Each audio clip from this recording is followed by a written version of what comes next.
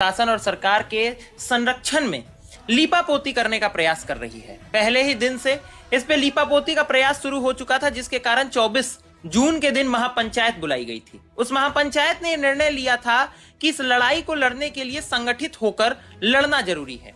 यही कारण था कि क्रांतिकारी वीर शहीद भरत तिवारी न्याय मोर्चा का गठन किया गया। उस न्याय मोर्चा के गठन करने के बाद यह निर्णय लिया गया था कि 30 जून तक अर्थात उनकी 13वीं तक किसी प्रकार से सरकार तमाम हत्यारों को पकड़े और उसको सजा दे। परंतु उसके बाद भी जब सजा न दी गई तो कल प्रेस कॉन्फ्रेंस बुलाई गई और प्रेस कॉन्फ्रेंस में इस बात का जिक्र किया गया, इस बात की घोषणा की गई कि 17 जुलाई के दिन अगर तब तक हमें न्याय नहीं प्राप्त हो जाता तो 17 जुलाई के दिन हम दिल्ली के जंतर मंतर पहुंचेंगे और एक संगठित रूप में भरत तिवारी जी के तमाम समर्थकों के साथ सरकार से एक शांतिपूर्ण प्रदर्शन के द्वारा मांग करेंगे कि भरत तिवारी जी को न्याय प्रदान किया जाए। आज से पूरे देश में सिग्नेचर कैंपेन शुरू हो चुका है, जो सिग्नेचर के माध्यम से जो ज्ञापन तैयार होगा उसको आने वाले वक्त में हम लोग प्रधानमंत्री महोदय और राष्ट्रपति महोदया को भी सौंपेंगे। आपको ये बताते हुए अत्यंत गर्व का अनुभव कर रहा हूं कि इस कमेटी में 3 महत्वपूर्ण पद हैं। पहला, इसके राष्ट्रीय अध्यक्ष का पद, जिस पद को संभाल रहे हैं एडवोकेट अनिल मिश्रा, जिसे आप भली भांति जान रहे हैं और कल आपने इन्हें प्रेस कॉन्फ्रेंस में भी देखा।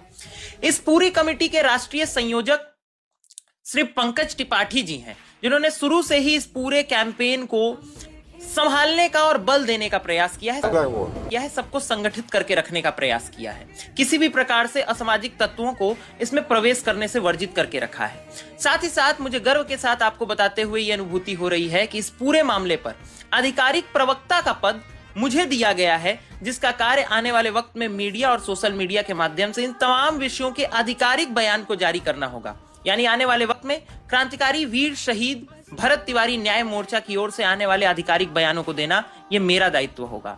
आप सबका दायित्व ये है कि अब हमारे साथ इस लड़ाई में कंधे से कंधा मिला करके तैयार हों, खड़े हों और इस लड़ाई को अपनी अंजाम तक पहुंचाएं। बिहार सरकार पूरी तरीके से लीपापोती का प्रयास कर रही है। पोस्टमार्टम रिपोर्ट भी बदल दिया गया, पहले वीडियोज में आपने देखा।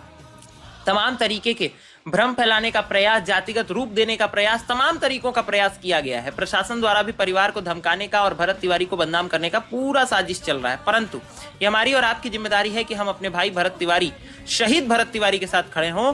भरत तिवारी जी की हत्याकांड में